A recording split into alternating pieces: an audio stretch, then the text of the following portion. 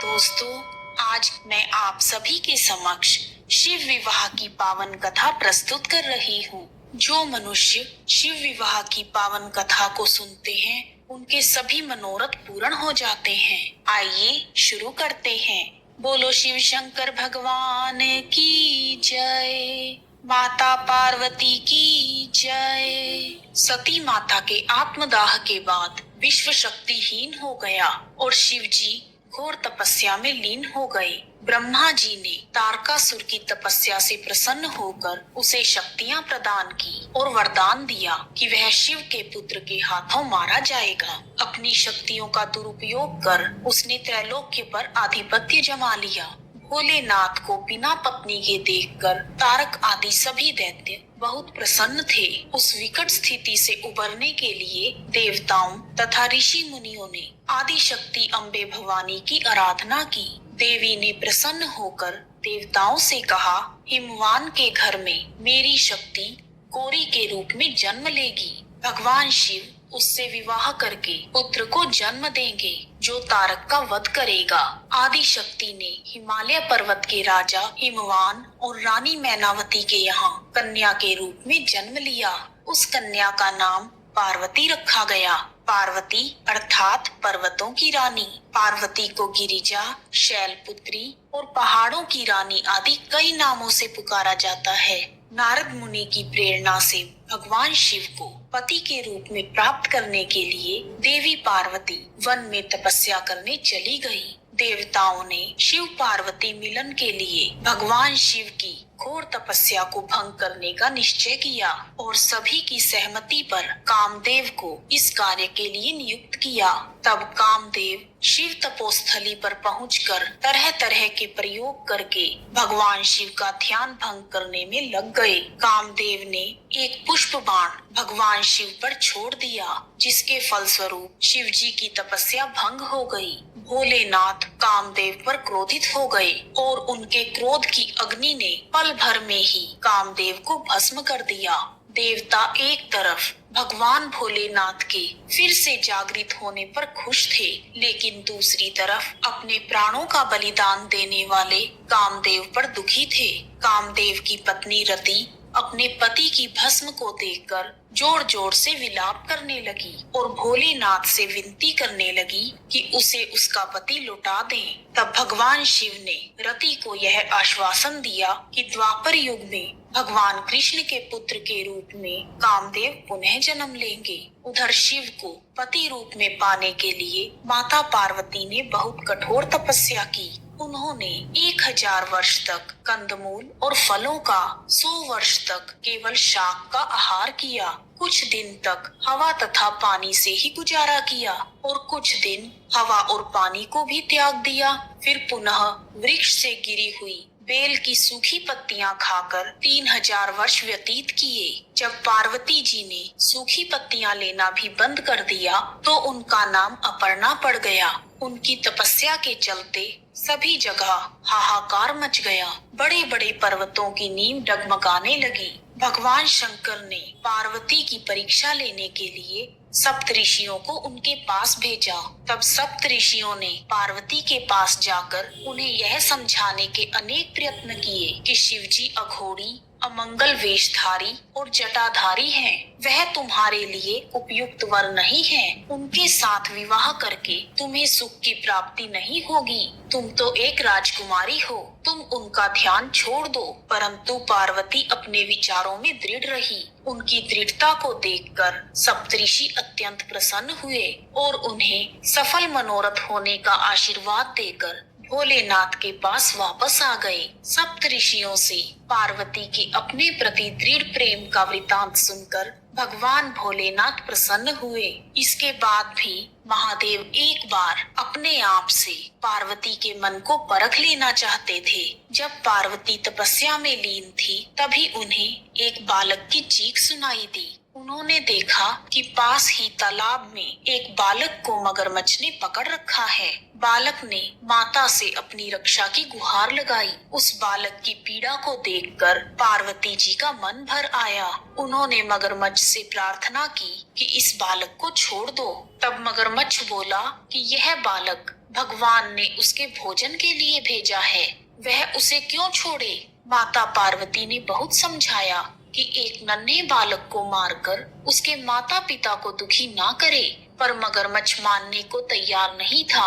अंत में वह बोला कि यदि इस बालक के बदले मुझे कुछ ऐसा मिल जाए जिससे मेरा कल्याण हो, तो मैं इसे छोड़ने को तैयार हूँ। मगरमच्छ की बात सुनकर पार्वती जी ने कहा, यदि ऐसी कोई वस्तु मेरे पास है जिसे लेकर तुम संतुष्ट हो सकते हो, तो मैं सहर्ष तुम्हें देने को तैयार हूँ। तब मगरमच्छ ने कहा, आपने हजारों वर्ष तप किया है, यदि तुम उस तप का फल मुझे दे दो तो मैं इस बालक को छोड़ दूंगा। मगरमच्छ की बात सुनकर पार्वती जी बोली, मैं अवश्य ही तुम्हें अपने तप का फल प्रदान करूंगी, तुम तुरंत ही इस बालक को छोड़ दो। मगरमच्छ ने फिर से कहा, एक बार अच्छे से सोच लीजिए, आपका सारा तप व्यर्थ हो जाएगा। पार्वती जी ने बिना सुने तुरंत ही हाथ में जल लेकर संकल्प लिया और अपनी हजारों वर्ष की तपस्या का फल उस मगरमच्छ को सौंप दिया।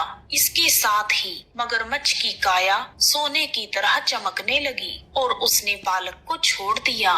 इसके बाद पार्वती जी ने सोचा कि मैंने अपनी तपस्या का फल तो दान कर दिया, अब महादेव को पाने के लिए मुझे वापस से तपस्या करनी चाहिए। इतना सोचकर वह फिर से तपस्या का संकल्प लेने लगी। तभी वहां पर महादेव प्रकट हुए और बोले, पार्वती वापस तपस्या क्यों करने लगी। तब पार्वती जी ने कहा, प्रभु मैं अपने तप का फल दान कर चुकी हूँ और आपको पाना ही मेरे जीवन का एकमात्र उद्देश्य है, इसलिए मैं फिर से तपस्या करके आपसे आपको ही मांग लूंगी। तब महादेव ने हंसते हुए कहा, वह बालक और मगरमच्छ मेरी ही माया थे, मैं केवल तुम्हारी परीक्षा ले रहा था।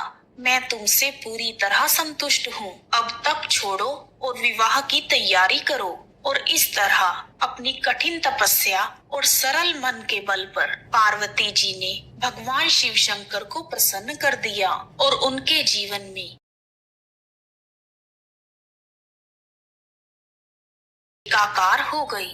बोलो भोलेनाथ की जय, माता पार्वती की जय। फिर सप्त ऋषियों ने शिव जी और पार्वती जी के विवाह का लग्न मुहूर्त निश्चित किया। अब शादी की तैयारी जोरों शोरों से शुरू हो गई, लेकिन समस्या यह थी कि भगवान भोलेनाथ एक तपस्वी थे और उनके परिवार में कोई सदस्य नहीं था और मान्यताओं के मुताबिक एक वर को अपने परिवार के साथ जाकर वधू का हाथ मांगना पड़ता है। अब ऐसी परिस्थिति में भगवान शिव ने अपने साथ डाकिनिया, भूत प्रेत और चुड़ैलों को साथ ले जाने का निर्णय किया। तपस्वी होने के चलते भगवान शिव इस बात से अवगत नहीं थे कि विवाह के लिए किस प्रकार से तैयार होते हैं, तो डाकिनियों और चुड़ैलों ने उन्हें भस्म से सजा दिया और हड्डियों की माला पहना दी। शिव और पार्वती का विवाह बहुत ही भव्य पैमाने पर हो रहा था। इससे पहले ऐसी शादी कभी नहीं हुई थी। उनकी शादी में बड़े से बड़े और छोटे से छोटे लोग शामिल हुए। सभी देवता तो वहाँ मौजूद ही थे, साथ ही असुर भी वहाँ आए। आमतौर पर जहाँ देवता जाते थे वहाँ असुर जाने से मना कर देते थे, मगर यह तो शिव जी का विवाह था, इसलिए देवताओं और असुरों ने अपने सारे झगड़े भुलाकर एक साथ आने का मन बनाया। शिव भगवान पशुपतिनाथ हैं, अर्थात सभी जीवों के देवता हैं, तो सारे जीव जंतु, कीड़े मकोड़े आदि उनकी शादी में उपस्थित हुए। यहाँ तक कि भूत पिशाच और विक्षिप्त लोग भी उनके विवाह में अतिथि बनकर पहुँचे। यह एक शाही शादी थी, एक राजकुमारी की शादी, इसलिए विवाह समारोह से पहले एक अहम समारोह होना था। जब यह अनोखी बारात पार्वती जी के द्वार पर पहुंची तो सभी देवता हैरान रह गए। सभी बाराती विचित्र वेशभूषा धारण किए हुए थे। कुछ के तो मुख ही नहीं थे और कुछ के मुख ही मुख थे। उनके बीच में भगवान भोलेनाथ गले में सर्प माला धारण करके वहां पधारे।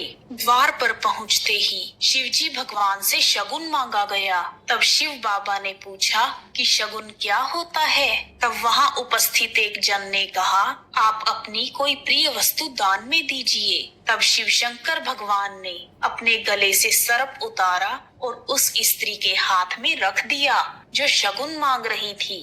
वह स्त्री वहीं पर मूर्छित हो गई। इसके बाद जब महादेव जी को भयानक भेष में देखा तो स्त्रियों के मन में भारी भय उत्पन्न हो गया। वह सब डर के मारे महल में घुस गई और शिवजी भगवान जनवासे में चले गए। यह सारा वृतांत सुनकर पार्वती जी की माता रानी मैना मूर्छित हो गई। जब रानी मैना को होश आया तो रोते हुए उन्होंने कहा, चाहे कुछ भी हो जाए, मैं इस भेष में अपनी बेटी का विवाह शिव से नहीं कर सकती। स्थिति को बिगड़ता हुआ देखकर पार्वती जी भगवान शंकर के पास गई और उन्हें निवेदन किया, हे भोलेनाथ, मुझे आप सभी रूप में और सभी वेश में स्वीकार हो, लेकिन हर माता पिता की इच्छा होती है कि उनका दामाद सुंदर हो। तभी वहां पर विष्णु जी आ गए और उन्होंने पार्वती जी से कहा, आप चिंता मत करें, आज जो शिव शंकर भगवान का रूप बनेगा उसे देखकर सभी दंग रह जाएंगे। आप यह जिम्मेदारी मुझ पर छोड़िए। तब भगवान विष्णु ने शिवजी भगवान का सुंदर श्रृंगार किया और सुंदर वस्त्र पहनाए। करोड़ों कामदेव को लज्जित करने वाले भगवान शिव के इस रूप को विष्णु जी ने चंद्रशेखर नाम दिया। बोलो चंद्रशेखर भगवान की जय, पार्वती मैया की जय। भगवान शंकर का यह अलौकिक रूप देखकर सब लोग उनकी जय जयकार करने लगे। पार्वती जी की सखियां मंगल गीत गाने लगी। फिर भगवान शिव और माता पार्वती के फेरों की शुभ वेला शुरू हुई। शंकर जी और माँ गौरी फेरों के लिए बैठ गए। पंडितों ने शंकर जी से कहा कि अब आप फेरों का संकल्प कीजिए। महासंकल्प लेने वाले शंकर जी, जिनके संकल्प मात्र से ही सारे कार्य सिद्ध हो जाते हैं, वह भोलेनाथ जैसे ही संकल्प लेने को तैयार हुए तभी पंडितों ने उनसे पूछा, आपका गोत्र क्या है? शंकर जी हैरान हो गए कि कैसे बताएं, मेरा क्या गोत्र है? कभी इस पर ध्यान ही नहीं दिया। सृष्टि के जन्म, पालन और संहार में ही लगे रहे। तब शंकर जी ने ब्रह्मा जी और विष्णु जी को देखा और वह सब हंसने लगे। तब पंडित जी समझ गए कि उनसे भूल हो गई है और उन्होंने फेरे करवाए और वहीं पर जयमाला की रस्म हुई। पंडित जी ने बारी बारी से फेरों के वचन सुनाए और शंकर भगवान और पार्वती जी ने पति और पत्नी धर्म का पालन करने के लिए सारे वचन भरे। फिर विदाई की बेला आ गई। पार्वती जी बारी बारी से अपने पिता और परिवार जनों के गले मिली। सबकी आंखें नम हो गई। राजा हिमवान का तो रो रो कर बुरा हाल था।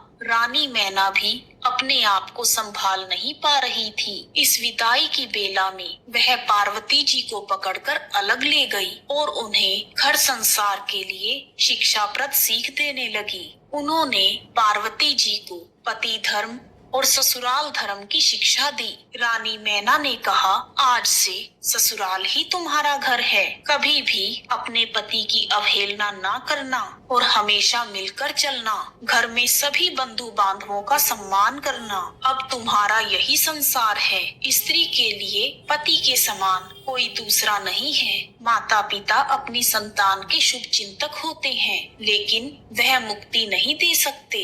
इस संसार में 4 वस्तुएं सुख प्रदान करती हैं। पहला पति, दूसरा धर्म, तीसरा स्त्री और चौथा संतोष। इन चारों का ही पालन करना।